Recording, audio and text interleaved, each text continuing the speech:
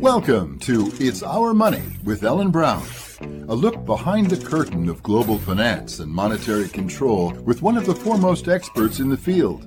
Author of the bestseller Web of Debt and the Public Bank Solution, Ellen Brown's groundbreaking work began the movement to create new American public banks. We'll look at issues surrounding the world of money and the systems and powers that control it, as well as the progress being made on the public banking frontier. The program is underwritten by Public Banking Associates, a national consultancy of experts advising government leaders pursuing the creation of their own public banks at publicbankingassociates.com. There's a nice saying that when the global crisis hit in 2008, 2009, and the private banks were reducing lending, as you know they do during times of crisis, to protect their returns, their profits, the public banks in Turkey was increasing lending, and the head of the bank said, well, when it's raining, you don't put away your umbrella, saying we have this capacity and we're in a time of trouble, let's use it. And that by no means was restricted to Turkey. The German public banks did that, the Brazilian public banks did that, I'm sure the Bank of North Dakota did that. Pretty much any public bank around the world during the global financial crisis, most costly crisis in the history of humanity, brought onto us by private banks, basically took out their umbrella and used it during that crisis. That's our guest today, a renowned global expert on publicly owned banks, Thomas Marois, talking about the resilience of public banks around the world and the contrast they present against the backdrop of the private banking regime that we all live with. Hello, and welcome to It's Our Money with Ellen Brown. I'm Walt McCree, Ellen's co-host and senior advisor to the Public Banking Institute. As you may know, our focus on public banking represents a departure from the economic orthodoxy of neoliberal market-driven principles, in that there's a sense that the rights and interests of citizens should matter as much or more than the profits that can be derived from any given business model, including banking.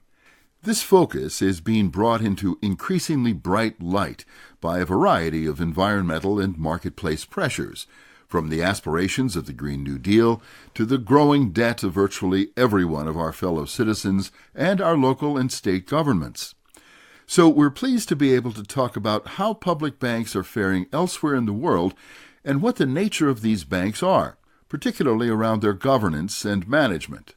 One of the recurring questions we hear from every part of the country when we introduce folks to public banking is how we realistically intend to keep the political and special interests out of the cookie jar of a public bank's lending portfolio.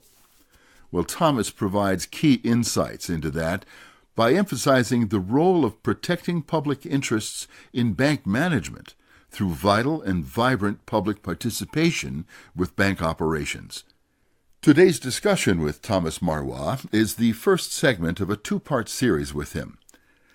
Later in the program, we'll hear the third installment of our interview about the history and beginnings of the Bank of North Dakota, the only publicly owned bank in the United States at this time. We'll be talking once again with the author of the official BND centenary book, Mike Jacobs. The bank is now officially 100 years old, and what they had to go through to get it this far is an interesting and educational tale of public will, political intrigue, and personality conflicts. Well, thankfully, Ellen continues her prodigious writing practice and has brought a new article to the fore that describes yet another way in which private banking institutions receive extremely sweet treatment from the Fed, which pays them many times the amount of interest that we receive when they park their funds overnight in the Fed's digital vault, and how they shut out others who would like the same treatment. What prompted me to write this article was I saw that the interest rate that the Federal Reserve is paying on excess reserves to the banks is 2.4%. And what are the excess reserves? Those are basically the deposits of the banks. Banks bank at the Federal Reserve, and we bank at these banks that actually create our money in the form of loans. So for the banks, the Federal Reserve creates the money, and they get to store their money at the Fed, which is totally safe. It can't go bankrupt, and they're getting 2.4% on their reserves, which includes our deposits. I mean, that's where they park our deposits if they're not using them for liquidity to back their loans. And we, meanwhile, are getting, on average, 0.1%. So they're getting 24 times what we're getting on average. And if you're at Bank of America, for example, you're getting 0.01%. So they're getting 240 times what you're getting at Bank of America. This system squeezes out everybody that's got more than $250,000 to invest. So these are the big investors, like the pension funds, which is our money, or the money market funds, and actually it would include government funds, but then they are covered supposedly by collateral. But anyway, because of this system where the only reason we even get deposit insurance is that in the 1930s, the Federal Reserve, instead of supporting the public banking system, which they had at that time, which was very good, the postal banking system, I mean, we think postal banking like it's something different, but really postal banking was just a public banking system. It was a system where the public could put their money, earn a little interest. They were getting 2% at that time, and they did small transfers. I mean, you couldn't get a big loan, but that was another thing. They were blocked from getting big loans. They were blocked from raising their interest rates. And the government in the 1930s, rather than bolstering this public system that could have been very extensive and made big loans like private banks do, they bolstered the private system by guaranteeing their deposits. But there was a lot of push to guarantee the deposits, actually from the populace themselves. And so the government said, well, okay, but we're not going over 100,000. That's what the limit was at that time. So that meant all the big depositors didn't have a safe place to put their money. So what they do now is they put it in the repo market, which is safe enough for them. But for us, the repo market is the thing that crashed in 2008. It was a run on the repo market. So the repo market is like a pawn shop where the depositor gives, let's say, typically the bank gives the bank its money, like say a pension fund, and then in return they get some sort of asset, but they swap it back in the morning. So every day you roll over this one-day loan. So anytime that the depositor wants to, they can pull the money out, just like as if it were a regular deposit account. It's good by the day. But on the basis of that, banks are making these long-term loans, and that's what Lehman Brothers was doing, for example, at something like 33 to 1. And so it was very risky. And when lenders, or the repo, technically it's a sale and repossession, but it's really just a securitized loan. So when the lenders got nervous, they all pulled their money out at once.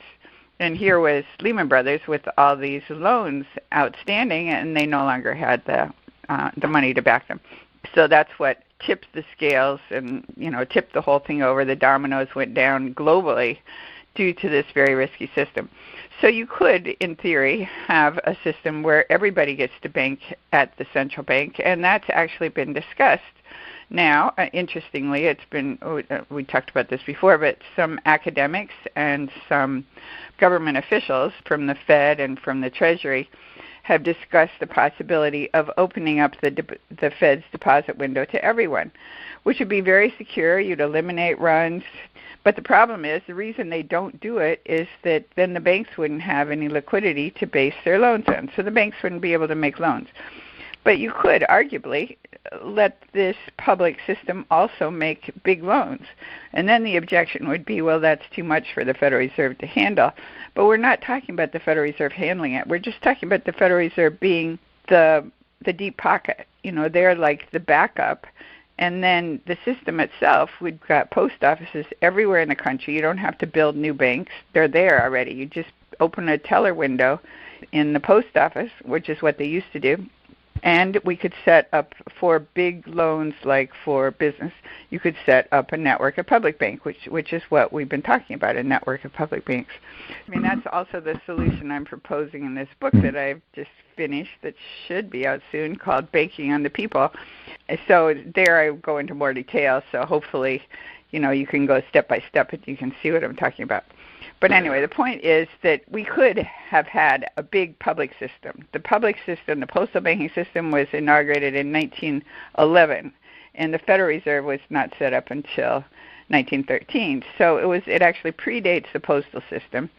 The big banks immediately targeted it and tried to take it down, and they've been trying to take it down ever since. They've been trying to take down the post office, which we saw like in 2006, where they passed that rule where you have to have medical insurance 75 years into the future. Outrageous. I mean, it's clearly designed to cripple the post office. But in other countries, the public systems have been around a lot longer. There's not so much opposition to them. There's not so much opposition to the notion of, this is socialist because the government owns it. In fact, you want the government to own many things. That it allows for fuller accountability. It's safer. You've got more resources. And the trend is global. Here in the U.S., of course, the Green New Deal is bringing the public banking idea forward, as well as the postal banking prospect, putting it on a different set of tracks because it has the support of the unions, as well as inner-city social and economic justice stakeholders. So there's a lot of movement back toward the idea that public utility should be owned by the public, not the private sector. And of course, in the UK, where we see Labour rising on the electoral horizon, one of the first things they would do is nationalize the railways, the postal systems, and all of the things that Maggie Thatcher moved out of public hands to privatize, or as we like to say, profitize a public functionality. So more articles, Ellen, more articles, please. Oh, thanks. Yeah, I did get some pushback on that it was a bit too wonky, too complicated. But it is a complicated subject. That's why I write, to try to unwonkize it, because people shy away from it and they think, well, it's too complicated, so I'll just leave it for the experts. They know what they're talking about. But nowadays, we know they don't know what they're talking about. They have failed, and we don't trust them. So we want to know what's going on. But most people don't have time to pick through all this stuff, which is kind of boring. Yeah. So that's why I want to try to clarify stuff. Well, we all have our special interests, Ellen. We're just really glad you have yours. All right. Well, thanks, Ellen. We'll get on with our interview. Okay. Thank you.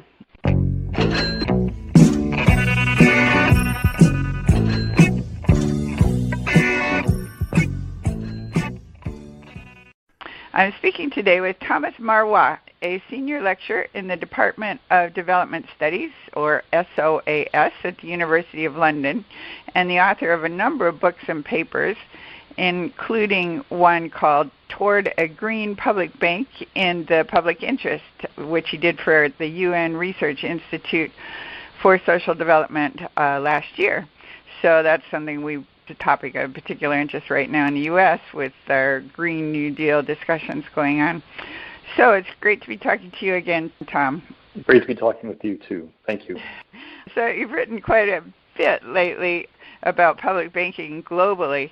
We just have one bank, the Bank of North Dakota, so that's the one model that we're always writing about here. But it's not the only model, and you've got extensive knowledge on the other possibilities. So I wondered if you could, the extent of public banking globally and sort of the range and what their assets are and how well they're doing relative to private banks. Sure, I can try, because contrary to what most people think, and I guess maybe the sort of common sense of what people think about public banks, is that most of them are gone, or they're not really in existence, or what's left is not really all that important. But it's quite a different story, actually, in truth. There are a number of public banks, depending on exactly how you measure it, but if you're looking at public banks that are dominant, owned by a government or some kind of public authority, there are still nearly 700 around the world. And that's in every corner of the world, the global north, the global south, East Asia, Africa, South America, and of course all over Europe, pretty much anywhere you look. And they've got incredible amounts of resources under their control. And so today there's sort of a resurgence, if you will, in interest in public banks, and particularly around the green finance agenda, the transition to a green economy and the sustainable development goals, et cetera, et cetera.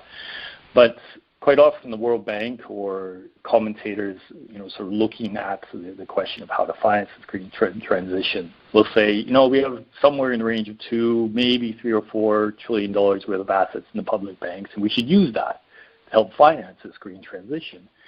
But again, there's these 700 banks, and they have assets more than 10 times that, close to $40 trillion in assets, still under dominant public control today. That's close to, I think, 47 or 48% of global GDP. And that's just public banks and bank-like institutions. That's excluding central banks, excluding even the large multilateral banks like the World Bank, Asian Development Bank, et cetera.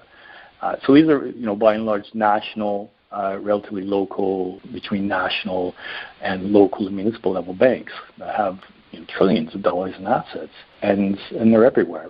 And unfortunately, we're sort of under the assumption that they don't really exist anymore.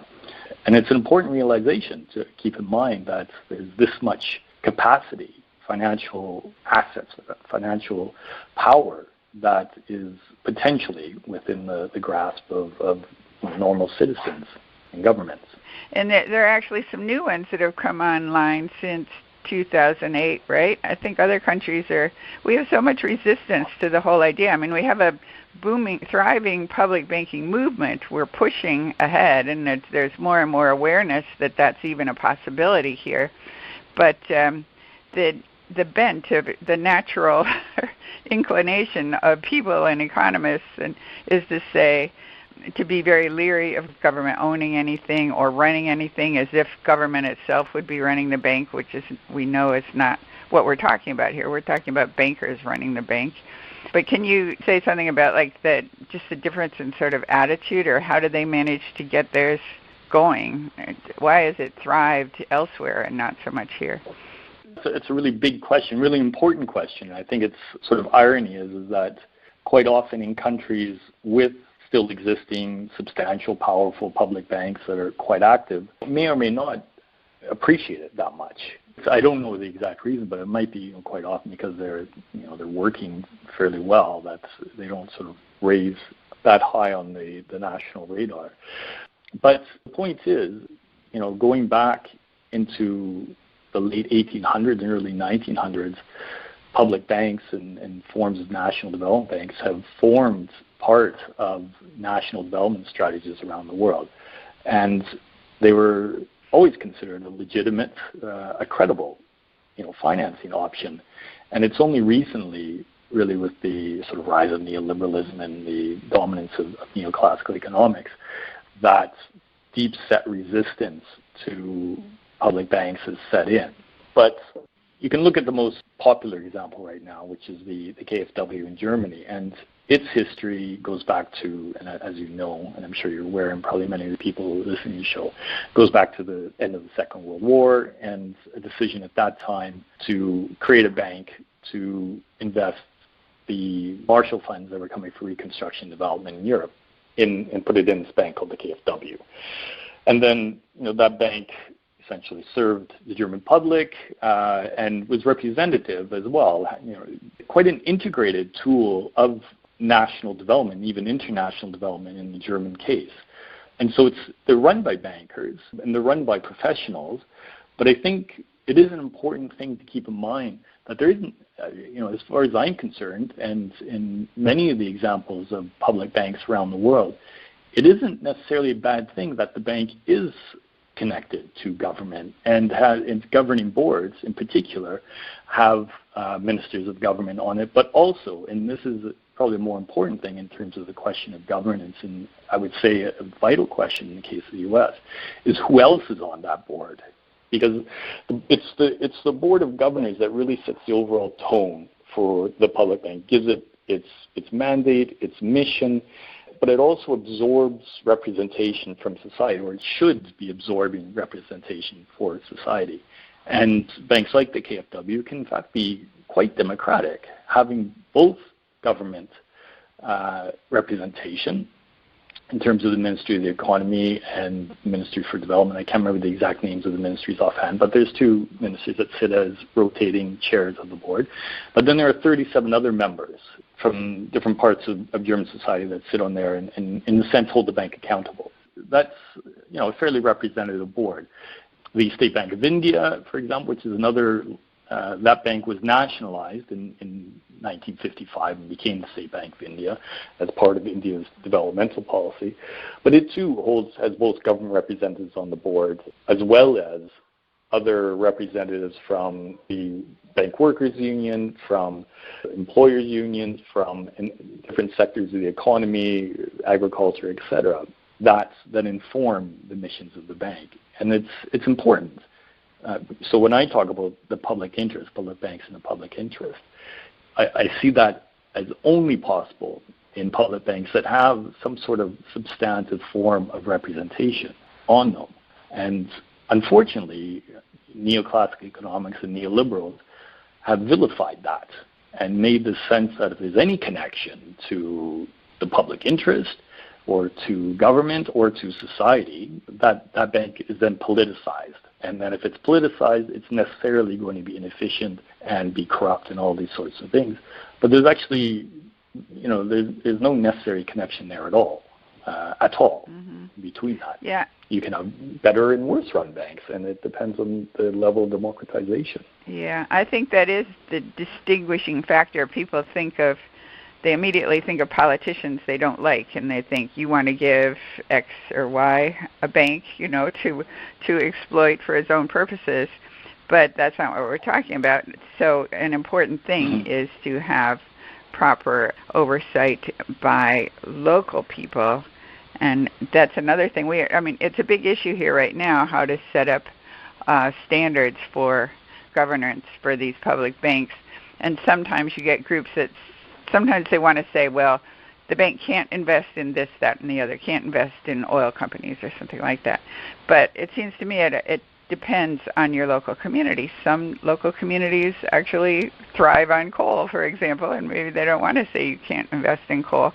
But you need a representative governing body from that particular community and whatever that community thinks is in its interest. Yeah, absolutely. I think norms are important here, and I think so my normative output is that I think that's the only way you can really substantively, democratically govern a bank is by meaningfully finding ways to include local oversight, local representation, and not just in terms of holding a conference now and again and drawing in pillars of the community to give feedback, but to actually build those representatives from your community into the actual governance and ruling of that bank in ways that are binding and legally binding and committed, so that the community actually has control over the bank, and then therefore ensuring at the same time that representation is itself representative of the community.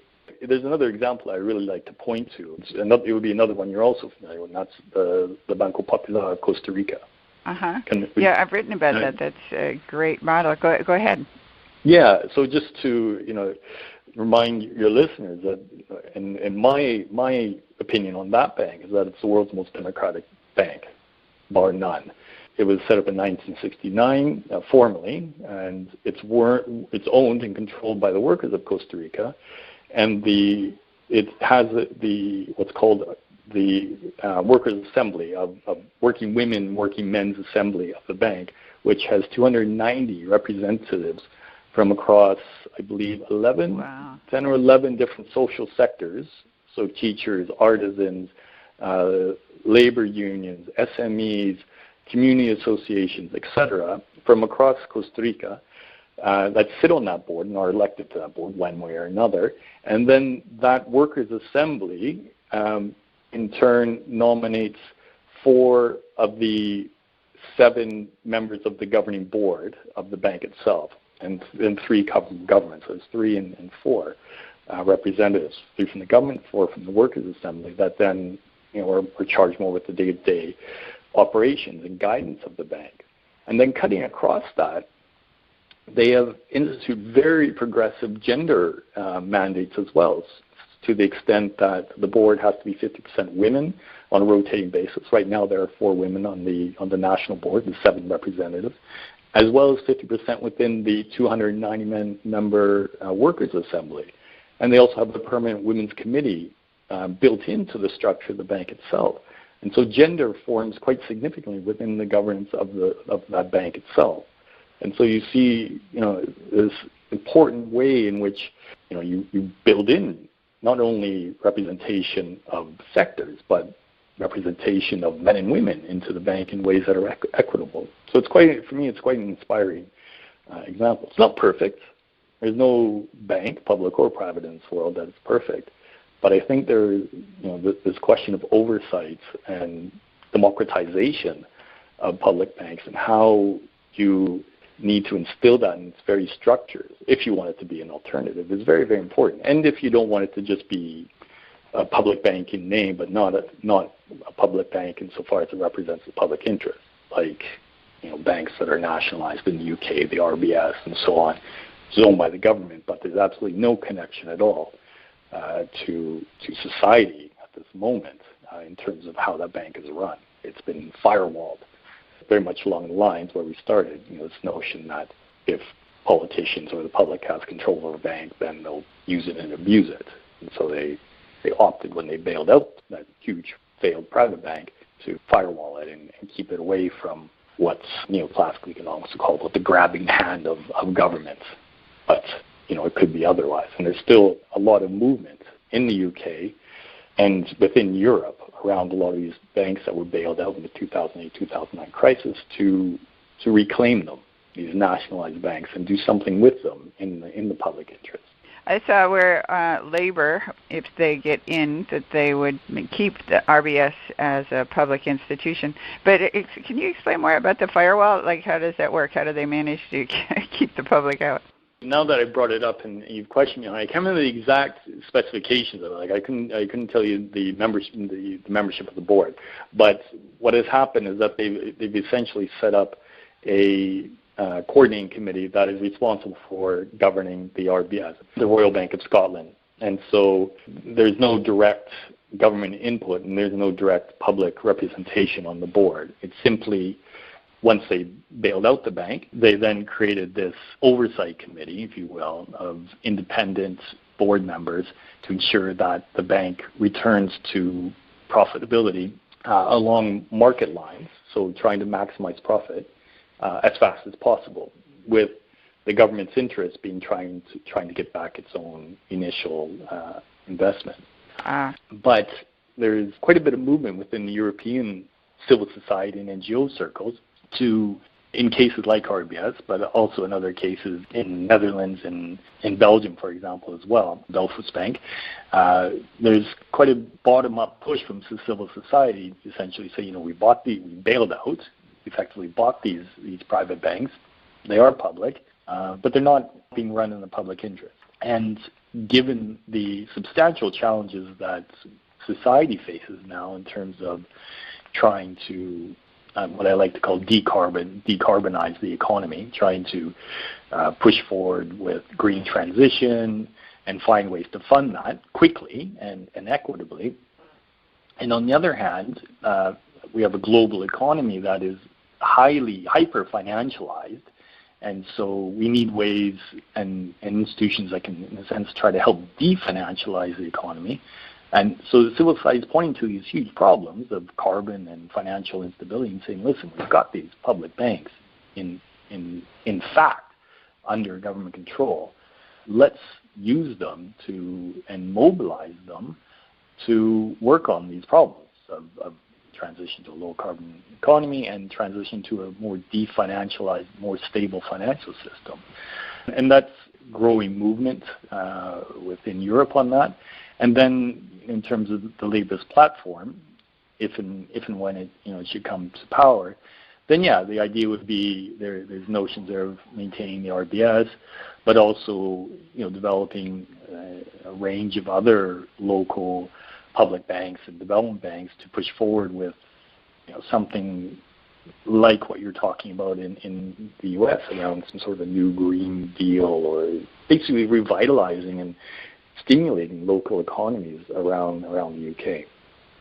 I guess we should probably define public bank. And what's the difference between a public bank and a public development bank? Like, where do they get their money? Okay. Well, I mean, it will vary hugely. A few different names in terms of public banks. So you can talk about a public commercial or a public retail bank, and that's a bank that is publicly owned, more than 50% owned, has some kind of a public mandate and is connected to the government in one way or another.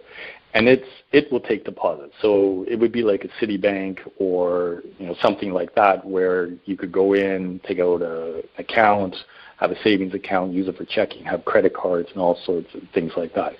So that's what we consider a commercial or retail bank, and it can be publicly owned. A public development bank usually will not be engaged on a one-on-one level with customers, won't have things like credit cards or savings accounts.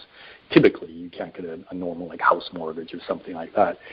And they'll have far fewer branches, but they are focused on, as the name suggests, projects of development. So funding infrastructure, funding small, medium-sized enterprises, working with quite a large scale with other public authorities, the government, other things like electrical provisioning, transportation, healthcare, schools, education, and so on, and funding basically essential public services. And they'll do that on a sort of more institutional level. And then they can also develop, the public development banks will also quite often work in close collaboration with the more retail or commercial type banks.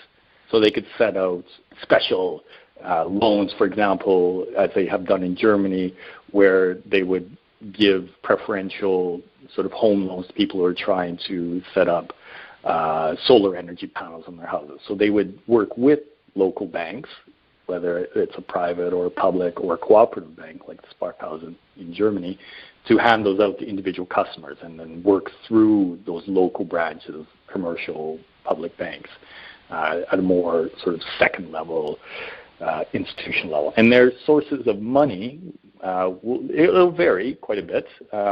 Initially, the money would inevitably come from governments, so there would be a government capital stake in it. And then over time, they can use their own earnings to build up their own sources of capital. But then they can also, one of the specialties of development banks is that drawing on public guarantees or sovereign guarantees from the government, they can access market funds internationally or nationally or internationally from other banks, from financial markets. And typically, more so for the global north, places like the United States or UK or Germany can access global financial markets at quite cheap interest rates. In the global south, it's more difficult there because quite often a development bank's credit rating we tie to a country-level credit rating. So a development bank in Central America, for example, will not be able to access international financial markets at the same rates as a new development bank in the United States would be able to.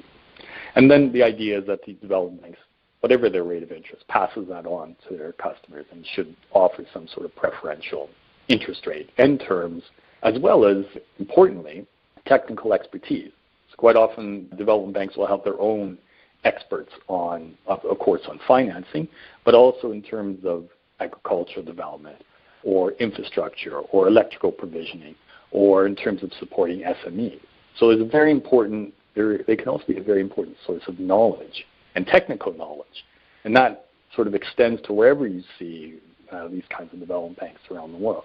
And but there's a third important type of public bank that should also be known. We call them universal banks, and they're more particular to the global south. So places through much of Latin America, you'll find them, as well as East Asia. Pretty much anywhere. And we call them universal banks. And these universal public banks combine the commercial, the retail, like the deposit taking, the checking, the day-to-day interactions with customers on your street corner, your local branch, with development banking functions. So they will also be supporting infrastructure. They'll also be supporting SMEs or, in many cases, agricultural. So one example like that is in Turkey. They have a bank. It's called the Halk Bank, H-A-L-K. And it was formed back in 1932, if I'm not mistaken, or 1933. And it's a universal bank, so you can go and open an account there. But it focuses on funding small, medium-sized enterprises. And in Turkey, that's particularly important because 99% of employment is through SMEs, through small, medium-sized enterprises. And the Halkbank, in particular, focuses and has a lot of in-house capacity and specialization around this community. So its source of funding, it comes from people having their daily deposits in the bank, and then the bank can use those deposits as a source of capital, like in any bank, but it lends out both to individuals, but also then to institutions, to organizations, SMEs, and so on. And should there be a specific program that the government wants to promote local development or development in a particular region, they can then funnel those funds through this bank to a specific community or sector of the economy, like SME. So there's these three types of banks. Is Halkbank, is it quite successful? Like it's profitable? Well, successful in the case that it has persisted for nearly 90 years now. It's a relatively stable bank. It turns a generous return, or earns a generous return for the government year in, year out, earning as much or more than private banks. And it provides services throughout the country to communities, and particularly to the small, medium-sized enterprise sector of the economy. And particularly at times of crisis, that bank has sort of stepped up its lending for its customers at that time. There's a nice saying that when the global crisis hit in 2008, 2009, and the private banks were reducing lending, as you know they do during times of crisis, to protect their returns, their profits, the public banks in Turkey, including this Halkbank, People's Bank, was increasing lending. And the CEO or the head of the bank said, well, when it's raining, you don't put away your umbrella. Saying basically, we have this resource, we have this capacity, and we're in a time of trouble, let's use it. And that is something by no means was restricted to Turkey.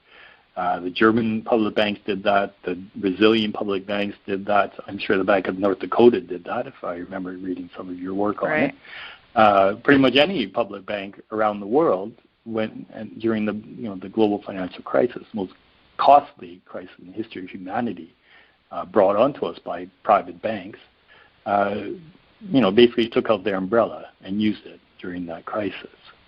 I had written about the public banks of the global south, Latin America and so forth, and how well they were doing, the development banks right after 2008. But now those countries all seem to be not doing so well. What do you attribute that to? Is it like Venezuela or Brazil, that we have, gone on the warpath against their model, and that's what I would say. We've actually actively suppressed that model, or did the model itself fail, or was it flawed? When we talk about something as contentious as public banks and finance, it's always a difficult topic, and I like to premise my discussions. Public banks, they're a necessary condition of the democratization of development and a necessary condition of an alternative to neoliberalism, but they're not sufficient in and of themselves. They're just one part of a puzzle. And when economies are going great, public banks can be part of that puzzle, and when they're not going so great, they may or may not be part of that puzzle as well, but they certainly can't be responsible for every good and every evil that happens in an economy when it's thriving or not. And the same can be very much said about the question of Latin America. And they have a long tradition of public banks, et cetera, throughout the region, but also a long history of problems with democracy and democratization and coups and instability, and a long history with American incursions into the region in very undemocratic and oppressive ways, and to the extent that countries often try to pursue alternatives, they quite often get smashed or crushed or repressed in one way or another by northern bankers, American bankers, or governing forces who don't want anything to do with an alternative form of development that doesn't buy into the Washington Consensus or to neoliberalism. And so, as you find within the U.S. and with your own amazing and inspiring public banking movement, and even with quite modest attempts to break with Wall Street and break with the logic of private finance, that those efforts are crushed in different ways, or not necessarily crushed, but resisted, quite strongly by the establishment, by Wall Street, by private interests. And, nobody's talking yet in the U.S. of nationalizing, the entire banking system, but they live in fear of that. And the private interests do, financial capital. And the same can be said for much of the region in Latin America, that they're fearful of the positive examples that do exist or can exist. And when things go wrong, then they obviously make the most of it to substantiate their case that public banks do more harm than good. But the point is to democratize them. It isn't necessarily just because something is public that is necessarily good or will always be run well or run in the public interest. And so the struggle both in U.S. and I think throughout Latin America, I would say anywhere in the world where public bank is not run by representatives of the community, it's an important struggle to make that bank representative, to democratize it, and to build connections to your community and to deepen that sense of commitment to your community and to the public banks that you may already own by connecting it substantially, democratically to your community. And in doing that, you can also resist then both the trouble you can see of right-wing populism or overt American interventionism by democratizing finance, banks, and the economy. Yeah, one problem we have here is that the major media, of course, are owned. I mean, they're all largely connected with the banks. So we just don't have a voice. That we've got our minor media, we've got our alternative media where we have lots of voice. But, for example, in Los Angeles, we had, it was just one article in the LA Times that was negative, and anytime you would Google LA Public Bank, that one would come up first because, that's where people go, the LA Times. So we didn't have a foot in the door there, but we are building nevertheless. I mean, the movement does keep growing. I'm quite impressed myself. It is impressive. It's amazing. And I think going back to this notion that it's really necessary if you want to develop a more community-based form of development in the U.S. or abroad, and alternatives to this sort of hyper-neoliberalism, hyper-financialization, that you're able to connect to communities. And going back to the German example again, it's not just that they have this big, one big, for example, KfW development bank, but they also have many local regional development banks and the Sparkhausen. And so people understand, and there's been a long history of public banks being involved in people's communities and supporting them, both through good and bad. And so it isn't necessarily in the case that media, whether it does or doesn't support them, it's that they're connected to people's lives. And that is sort of the important point, is to build it into and make it tradition. And that's sort of getting the banks off the ground and getting them mobilized and getting them working in the public interest. But the same could be said, in Turkey as well, that these public banks have persisted because there's a strong connection to communities. I mean, the first public bank in Turkey goes back to 1890s. So as a bank, public Zira Bank, agricultural bank, more than a century old, and it still persists today because it's connected to communities, to farmers, and people realize the value of it. Whether or not they can judge for themselves. They don't have to be told by the LA Times, for example. They know very well the role that bank plays in their community. The Bank of North Dakota had its 100th year anniversary this year. So it's amazing. The people know it's a good thing. Yeah, exactly. And I'm sure that LA, these sorts of ridiculous right-wing populist arguments come out saying, because it's a public bank, it's corrupted and will never do any good for your community. People in North Dakota are probably going to laugh at that and say, well, really? Ours has been around for 100 years. It's done quite a bit of good. What are you talking about? Can you tell people where to find your work and anything else you'd like to say about your work? Sure. If you're interested in anything I've been saying or writing on this topic, you can go to my staff webpage at SOAS, S-O-A-S, University of London Development Studies. You can just Google Thomas Marois, S-O-A-S, and look under my publications, and there's quite a bit of work there, and find a number of references there. Okay. Well, it's great talking to you. Thank you so much. Thank you very much, Ellen. I appreciate it so much. And again, I just want to say, thank you for your time, and honestly, the work you're doing in the U.S. is quite inspiration, I think, to many people in Europe and elsewhere. And they're very excited to see what's going on. And we wish you and the public banking movement and all its diversity, the greatest of success in the future.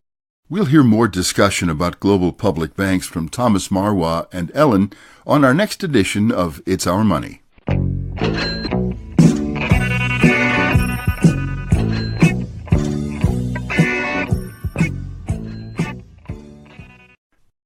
Now we return to our series of historical stories about the beginnings and issues related to the start of the Bank of North Dakota, the United States' only public bank so far, now 100 years old. Just as the public banking advocates of today face off against a variety of challenges to bring forward a new approach to civic banking, the founders of the Bank of North Dakota had their own set of difficulties, some of them very similar to those of today in the form of pushback from the banking industry. Our host for this series is the author of the BND Centenary book and an expert on North Dakota history, Mike Jacobs. The book is called The Bank of North Dakota, The First 100 Years, and today we pick up in the period after the bank's official founding. That's when the real trouble started. I think that the critical issue for the bank at the beginning was to reassure private banking interests within the state and also local political subdivisions which were being compelled to deposit their collections with the Bank of North Dakota, which was something completely new to them, of course. And so the initial management of the bank, skipping ahead of the bit of nastiness at the very beginning when there were difficulties between the members of the banking board, the industrial commission. Once that had gotten passed, I think that the manager of the bank, F.W. Cathro, who had been in the banking business. I think his big concern was that he reassure bankers in the state that he could be trusted and the bank could be trusted as a respondent bank, for one thing, but beyond that, with the tax money, the local collections that had very likely been deposited in local banks. That was a particular concern of opponents of the central bank, the state bank, was that they were losing the deposits from local subdivisions. In some cases, those probably would have been, almost certainly were, their largest source of ready cash. Early on, Cathro issued what he called a declaration of faith. You can trust us. As we know, the 1920s were a period of contraction in the banking business, particularly in the Great Plains states, and so there was a great deal of pressure on banks on the Northern Plains, at least, because of the sharp decline in commodity prices at the end of World War I. And the almost complete cessation of infrastructure building. The railroad network had been laid out, so there wasn't that wasn't happening anymore. That wasn't bringing in workers and their cash.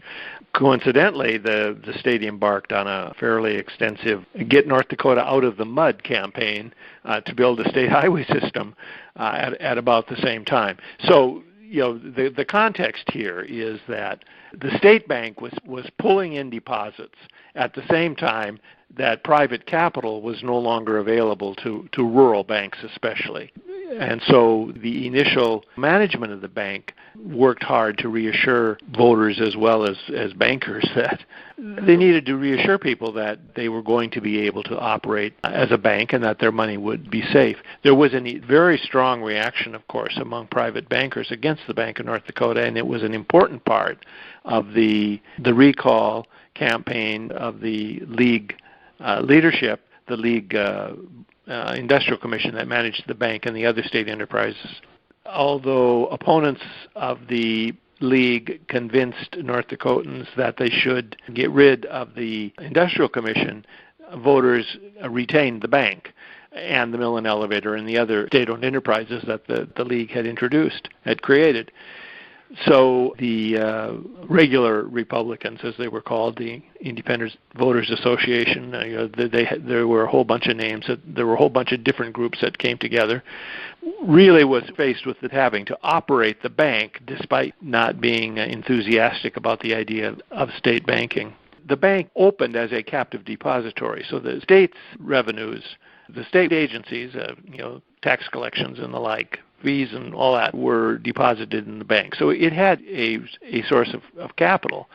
The amount of money coming from subdivisions would have been relatively smaller, although the major cities at the time, they were collecting substantial amounts of tax revenue in the context of the times, of course. Wouldn't seem like much now.